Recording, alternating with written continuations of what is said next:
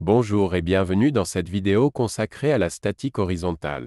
Dans cette vidéo, nous allons découvrir comment éditer la note de calcul et découvrir son contenu dans les grandes lignes. Avant tout, il est indispensable d'avoir calculé le système. Cette opération est expliquée dans une autre vidéo. Vous trouverez un bouton Éditer note de calcul, situé en dessous du navigateur d'objets statiques. En cliquant sur celui-ci, une fenêtre s'ouvre et affiche les options d'édition. On y retrouve entre autres le niveau de détail de la note de calcul, le nom de la note de calcul et le format d'édition. Cliquez sur OK pour créer le document. La note de calcul s'ouvre dans votre éditeur de texte standard. Pour une meilleure lisibilité, nous vous recommandons d'activer le volet de navigation.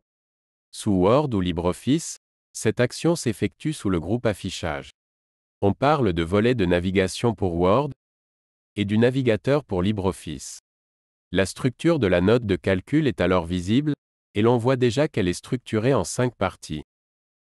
On retrouve dans le premier chapitre les normes et documents servant de référence au calcul du contreventement du bâtiment. Dans le deuxième chapitre, on retrouve la liste des zones de murs par étage, avec les informations de conception, de longueur et de hauteur pour chacune des zones de murs. Ensuite, on retrouve un aperçu général des transferts de charges. On peut donc vérifier quelles zones de murs sont reliées d'un étage à un autre. Vient ensuite un grand chapitre sur les charges. On retrouve les charges appliquées au bord d'étage, les charges appliquées au diaphragme de plancher et les charges appliquées aux zones de mur. Ensuite, nous avons les réactions d'appui des zones de mur. Fx est exprimé en kN par mètre et correspond à l'ancrage horizontal, supporté généralement par des boulons ou des équerres. Fz+ est aussi exprimé en kN par mètre, et correspond aux efforts appliqués de haut vers le bas. Fz- est exprimé en kN et correspond aux efforts de soulèvement. Enfin, nous retrouvons les efforts d'ancrage indiqués séparément pour chaque étage. Les efforts de traction sont positionnés en X, et sont accompagnés de leur valeur de charge.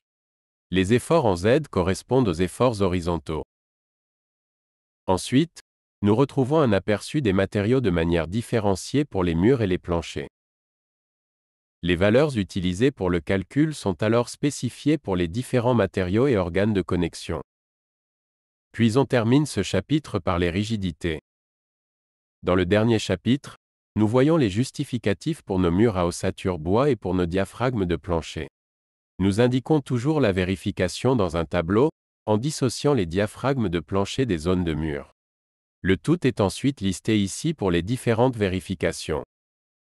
Vous pouvez désormais éditer vos notes de calcul et contrôler les résultats.